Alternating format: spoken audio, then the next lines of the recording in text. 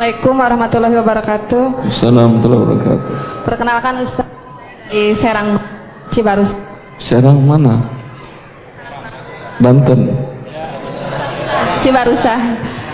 Oh, Serang di sini sekarang. Oh, Masya Allah. Afan Ustaz, kebetulan guru. Seorang guru bikin Sering Agak depan, agak maju ke agak depan, agak dekat aja dekat. guru pegang uang tabungan. ya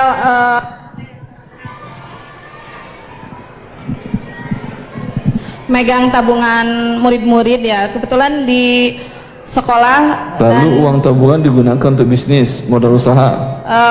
tidak seperti itu Ustaz. Tidak. Dan di lingkungan juga kan anak guru TPA. Alhamdulillah di lingkungan juga anak dipercaya inisiatif masyarakat untuk memegang uang tabungan persiapan nanti untuk lebaran.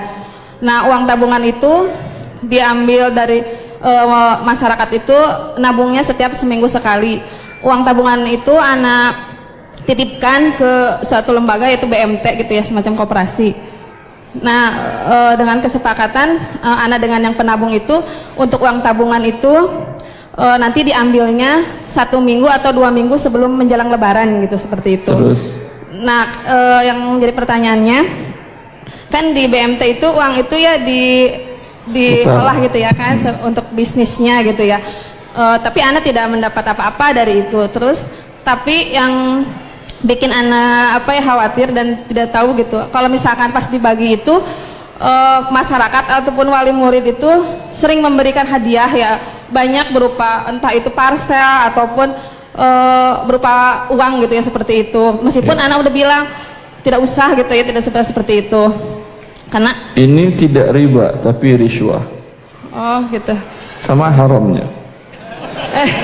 Ar-rashi wal murtashi finnar, kata Rasulullah.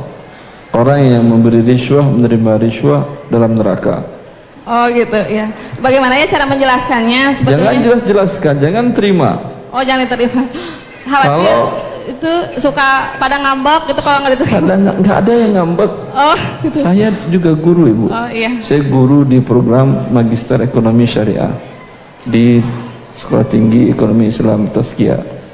Saya membimbing mahasiswa tesis S2. Kadang mahasiswa saya datang bimbingan ke rumah, dia datang dari kampungnya, dari Garut, dari Bandung, dari mana-mana. Sambil bimbingan dia bawa oleh-oleh dari kampungnya. Saya katakan kepada dia bilang, Ustaz, ada oleh-oleh sedikit dari kampung. Saya katakan, saya terima oleh-olehnya, tapi nilai kamu saya turunkan. Kenapa Ustaz? Karena kamu menyogok dosen. Iya kan, agar nilai kamu bagus kan ya? Saya bilang, enggak Ustaz, walaupun tidak saya turunkan. Kalau kamu mau objektif nilai kamu saya berikan sesuai dengan kemampuan kamu, ambil lagi hadiahnya. Kira-kira apa yang dilakukan ini? Hah? Daripada rugi 2 kali, rugi oleh-oleh, rugi nilai, mending tidak ada rugi kan ya? Diambilnya lagi.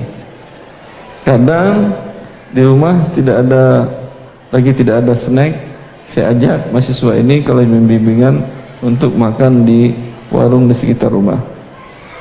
Dia kadang mau membayarkan pakai uang pribadi.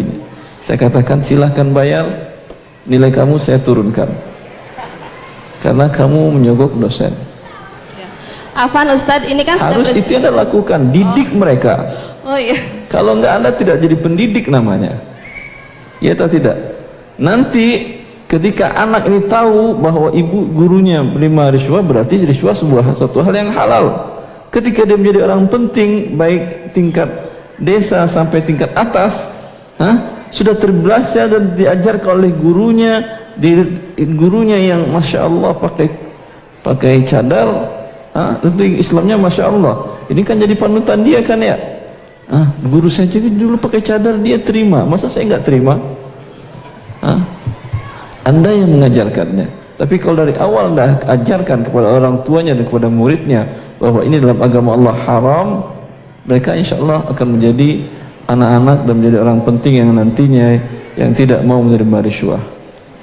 Afan Ustadz, ini kan udah berjalan 4 tahun ya, kan yang udah lewat-lewat itu kan udah tahu sekarang haram, bagaimana cara membersihkannya kan, yang udah kemakan gitu sama anak gitu ya, rezeki itu. Di waktu itu Anda tidak tahu hukumnya? Kalau tidak tahu, semoga Allah maafkan.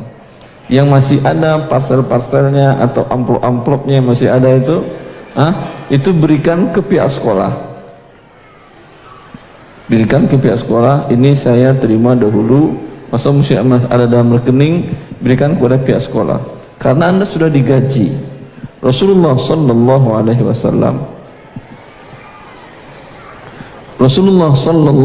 wasallam ketika beliau mengutus Ibnu Lutbiyah menjadi amil, pekerja, karyawan untuk menarik zakat, dari Bani Sulaim, dengan terus terang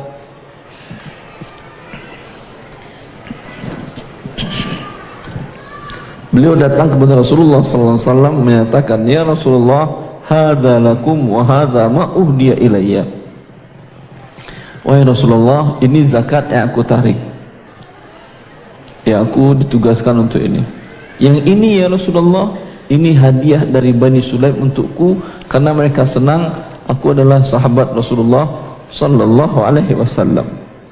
Lalu Rasulullah SAW berdiri dan marah. Beliau mengatakan, ma balu qaumin ista'malnahu ala amalin faja'a ilayna wa qala hadza lakum wa hadza ma uhdiya ilayya afala qa'ada fi baiti abihi wa ummihi falyanzur ayyuhda ilayhi aw la. Maka Rasulullah mengatakan, sungguh mendapat laknat, mendapat kemarahan dari Allah suatu kaum yang kami berikan mereka amanah untuk mengerjakan sesuatu, kami gaji mereka, lalu tugas mereka lakukan dan mereka datang kepada kami mengatakan terus terang, ya Rasulullah, ini yang aku ditugaskan dan ini hadiah untukku.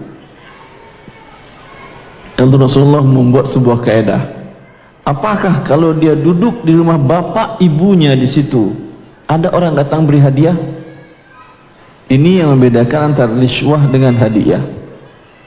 Kalau Anda tidak duduk sebagai pemegang uang dan guru di situ, kira-kira orang tua ngasih hadiah? Jawab.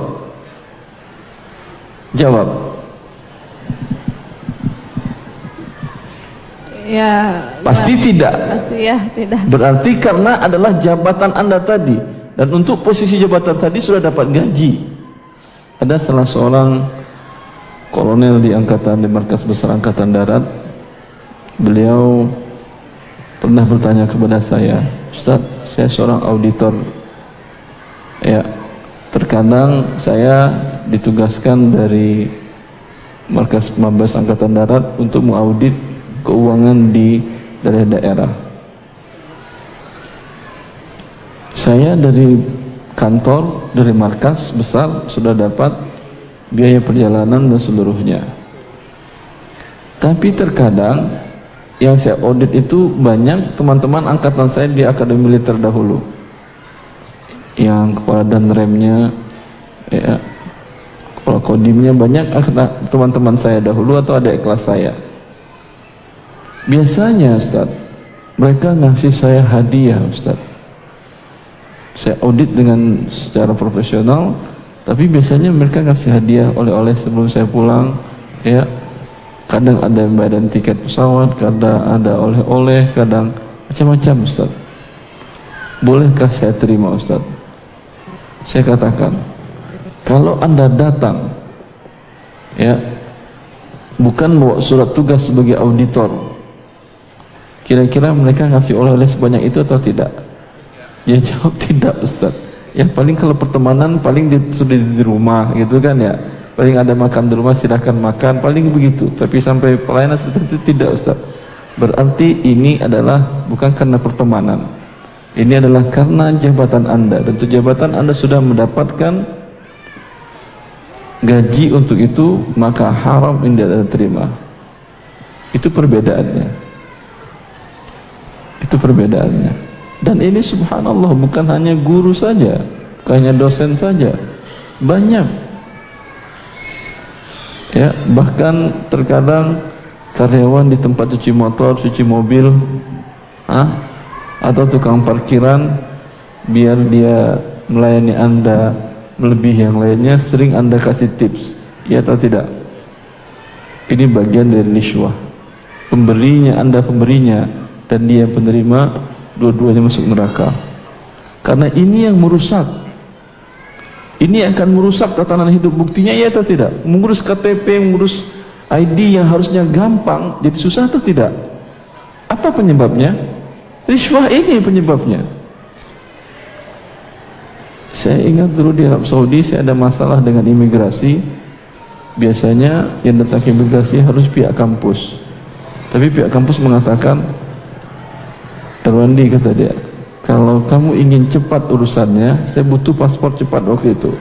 Kalau kamu ingin cepat urusannya, sebaiknya kamu sendiri yang datang. Kalau kami datang biasanya lama, butuh waktu seminggu, 2 minggu. Tapi kalau kamu mungkin bisa sehari.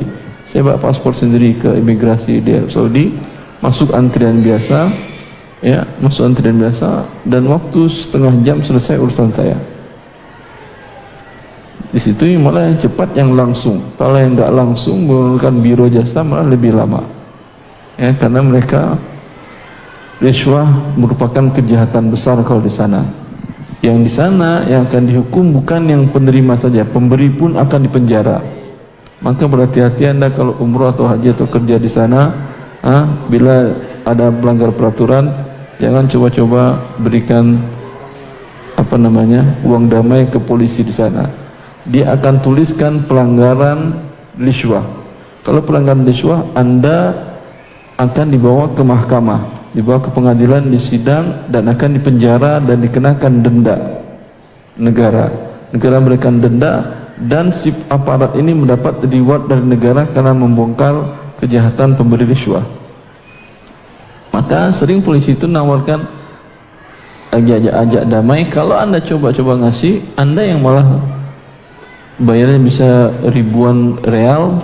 Kalau Anda tadi melanggar, paling 300 real paling mahal. Paling mahal lagi adalah lampu merah ditabrak, itu paling 900 real, paling mahal.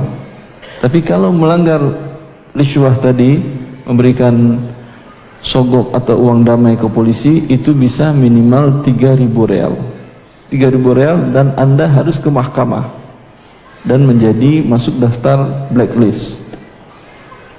Mau baik mana? Mau baik yang resmi atau yang rishwah?